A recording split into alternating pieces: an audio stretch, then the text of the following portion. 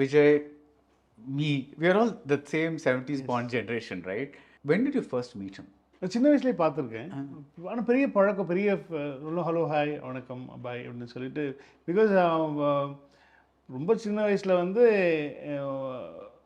Shobha madam வந்து எங்கள் அப்பாவோட கச்சேரியில் பாடிட்டு இருப்பாங்க. ஆமா, அவங்க அப்பாவோட she sang film songs also. ஆமாம், கச்சேரியில் நான் சொல்கிறது அதுக்கு முன்னாடி கச்சேரியிலலாம் பாடிட்டு இருப்பாங்க. ஸோ அதனால் வந்து they were like very close family friends மாதிரி தான் இருந்த ஒரு காலம் இருக்குது. பட் ஆனால் வந்து அதுக்கப்புறமா நான்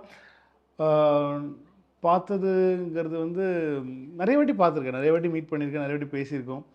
ஆனால் வந்து ஒரு ப்ரொஃபஷ்னலாக பேசினது என்னென்னா, அவருடைய ஒரு லக்ஷ்மண் ஸ்துதி கச்சேரி ஒன்று 90s வந்து லக்ஷ்மண் ஸ்துதி வந்து தெடிட show in Nehru stadium, Nehru indoor ஸ்டேடியமில் வந்து விஜய் சாரோட ஒரு செலிப்ரேஷன், அவரோட ஹிட் சாங்ஸு அதெல்லாம் வச்சு அதில் நான் வந்து விஜய் சாரோட ஹிட் சாங்ஸ் நான் பாடியிருக்கேன். அவர் சிங்கராக வந்து என்னை கூப்பிட்டு நான், சரண், யுகேந்திரன்லாம் நாங்கள்லாம் வந்து கெஸ்ட் சிங்கர்ஸாக போயிட்டு அதில் பாடினோம்.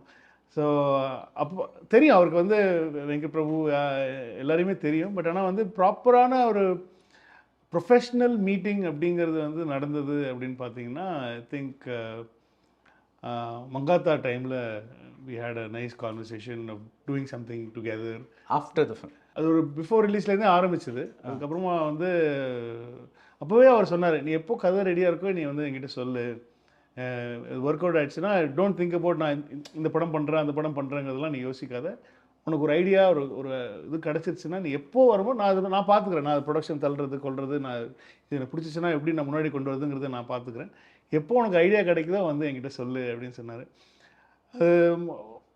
முதல்ல ஒரு ஐடியா ஒன்று சொன்னால் அது ஒர்க் பண்ணி சொன்னார். அதுக்கப்புறம் எனக்கு வேறு ஒரு கமிட்மெண்ட்ஸ் மாட்டிடுச்சு, அப்படி போயிட்டே இருந்துச்சு. இந்த சமயம் வந்து இது போய் சொன்ன அதே மாதிரி அவருக்கு பிடிச்சிட்டு he believed in me. I mean the டோட்டலாக வந்து பிகாஸ் அவர்கிட்ட ஃபஸ்ட் ஐடியா தான் சொன்னேன், அதுக்கப்புறமா டெவலப் பண்ண சொன்னாங்க, டெவலப் பண்ணி ஒரு டெவலப்மெண்ட்டாக ஒரு விஷயம் சொன்னேன். பட் ஆனால் ஃபுல் டெவலப்மெண்ட் கிடையாது அது. அப்புறம் வந்து அவர் வந்து எவ்வளோ நாள் ஆகும் அப்படின்னாரு. ஒரு 2 months சொல்கிறேன் அப்படின்னு சொல்லிட்டு ஒரு 2 months நான் ரெடி பண்ணி அவர்கிட்ட ஃபஸ்ட் ஹாஃப் அவருக்கு கரெக்டாக பிடிச்சது, செகண்ட் ஹாஃப் வந்து அவருக்கு புரியல, கொஞ்சம் கன்ஃபியூஷனாக இருக்குது அப்படின்ற மாதிரி சொன்னார்.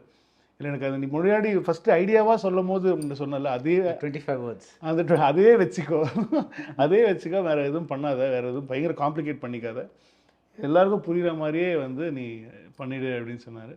சரின்னு சொல்லிட்டு அதுக்கப்புறமா திரும்ப ரீஒர்க் அந்த செகண்ட் ஹாஃப் ஒர்க் பண்ணி திரும்ப அவர்கிட்ட ஃபுல்லாக ஐடியாவாக சொல்லிட்டேன்.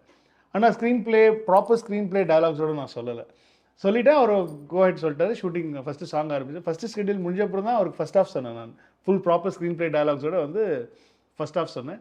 அதுக்கப்புறம் செகண்ட் ஸ்கெடியூல் முடிஞ்ச அப்புறம் தான் செகண்ட் ஹாஃப் சொன்னேன். ஐ டென்ட் டெல் த கிளைமேக்ஸ் மட்டும் எனக்கு டைம் கொடுங்க, நான் இன்னும் கொஞ்சம் ஓகேடா டேக் இட் எடுத்துக்கோ சொல்லிட்டு அப்புறம் கிளைமேக்ஸ் ஷூட் பண்ணுறதுக்கு முன்னாடி தான் வந்து ஐ நரேட்டட். பிகாஸ்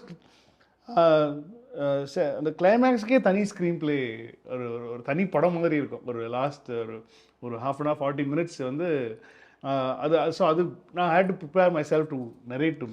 ஸோ அதனால் வந்து அதுக்கு I took time and I told him and he's seen the film and he's so happy about the last 40 minutes. பயங்கர ஹாப்பியாக இருக்காரு. ஸோ இந்த ப்ராசஸில் when you have like the whole idea in mind, but உங்களுக்கு வந்து நீங்கள் இன்னும் எழுதலை அதை, what will happen if supposing didn't writing? இல்லை அது இருக்குது, இல்லை ரைட்டிங்காக எல்லாமே ரெடியாக இருக்குது. அது ஏன்னா அவருக்கு எப்படி நாங்கள் எழுதிட்டோம், நான் நரேட் பண்ணுறது தான் அவர்கிட்ட. அவர் படிக்க மாட்டார். அவர் வந்து என்ன சொல்கிறார், எனக்கு சொல்லிவிட்டு ஒரு வாட்டி எனக்கு ஃபுல்லாக நரேட் பண்ணிவிட்டு அதுக்கப்புறம் நான் படிச்சுக்கிறேன் அப்படின்னு. ஸோ அந்த நரேஷனுக்கு நான் ரெடியாக இல்லை, எழுதியாச்சு, எல்லாமே எழுதியாச்சு. நான் பவுண்ட் இல்லாமல் எந்த படமும் போனதில்லை, எல்லாமே பவுண்ட். இவருக்குன்னா என்னென்னா வந்து நீங்கள் வந்து இப்போ நீங்கள் நெக்ஸ்ட் ஸ்கெடியூலில் நீங்கள் ஷூட் பண்ணுறது எல்லா பேப்பர்ஸும் வந்து அவருக்கு வந்து இந்த ஸ்கெடியூல் முடியும் போது கொடுத்துடணும். So he prepares, he reads him, he prepares so well and he comes for the shoot in the next sked. So நான் நடுவில் வந்து there was a scene where I actually எனக்கு அந்த இன்னும் கொஞ்சம் மாற்றி பண்ணலாம்னு சொல்லி எனக்கு அது லாஸ்ட் மினிட்ல நம்ம ஒன்று பண்ணிடுவோம். ஒரு 2-3 days பிஃபோர் வந்து அந்த சீனை நான் மாற்றி எழுதி அவர்கிட்ட போய் காட்டிட்டு இந்த மாதிரி வந்து படிச்சுட்டு சூப்பராக இருக்குடா, நல்லா இருக்குது, செம்மையாக இருக்குது, ஆனால் நீ பழசை எழுதுனது தான் என்னால் இப்போ பண்ண முடியும், நீ இது எழுதுனா நான். ஸோ நான் நெக்ஸ்ட் ஷெடியூல் இது உங்களுக்கு பிடிச்சிருக்கா அப்படின்னு கேட்டேன். இல்லை சூப்பராக இருக்குது, இது பண்ணலாம் அப்படின்னா நான் நெக்ஸ்ட் ஷெடியூல் தான் நான் பண்ணுவேன். So he had to prepared for that scene. இது ரொம்ப இம்பார்ட்டண்டான ஒரு சீன் வேறு. ரொம்ப அந்த சீன் வந்து நான் அப்புறமா தான் எடுத்தேன். ஸோ அந்த மாதிரி நான் எல்லா படமுமே நான் வந்து பவுண்ட் எடுத்ததுக்கப்புறம் தான் என்னோட நரேஷன் தான் வந்து probably I need time to அந்த, ஏன்னா அவர்கிட்ட நம்ம நரேட் பண்ணும்போது ரொம்ப கஷ்டம். அவர் ரொம்ப சீரியஸாகவே வேறு கேட்பார். அதனால் வந்து எனக்கு ரொம்ப பயம். அவருக்கு பிடிச்சிருக்கா பிடிக்கலையா எதுவுமே தெரியாது. ஸோ அதனால் வந்து இம்ப்ரெஸ் பண்ணணும். அவர் ஹீ ஷுட் ஃபீல் ஹாப்பி. அதில் எதுவும் டவுட்ஸ் வந்துடக்கூடாது, ஏதோ கன்ஃபியூஸ் ஆகிடக்கூடாது. அதில் ரொம்ப தெளிவாக இருப்பேன். நம்ம சொல்கிறதுல சொதப்பிடாமல் சொல்லணும் அப்படிங்கிறதுல நான் ரொம்ப தெளிவாக இருப்பேன். ஒரு வாட்டி ரொம்ப சொதப்பெல்லாம் ஒரு வாட்டி சொன்னேன் நான். அதுவும் ஞாபகம் இருக்குது எனக்கு. அதுக்கப்புறமா நிறைய ஏன்னா செகண்ட் ஹாஃப் ஒழுங்காக சொல்லலை அவர்கிட்ட. அது ரொம்ப கன்ஃபியூஸ்டாக நான் சொல்லிட்டேன் போல். அதனால் அவருக்கும் புரியல.